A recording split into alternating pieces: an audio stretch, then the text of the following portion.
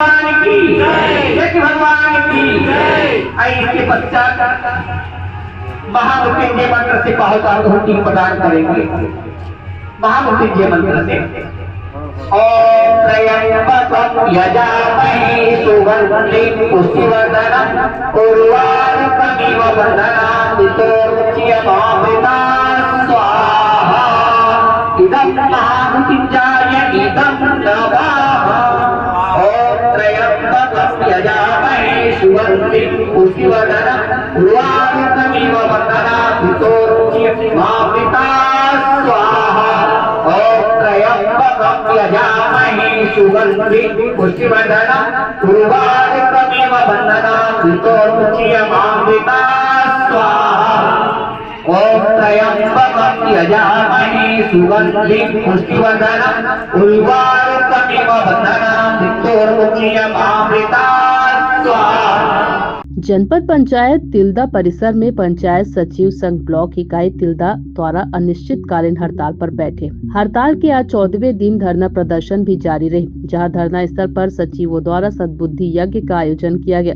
धरना स्थल पर पंडाल में बाकायदा पंडित द्वारा यज्ञ हवन कर प्रसाद वितरण भी किया गया।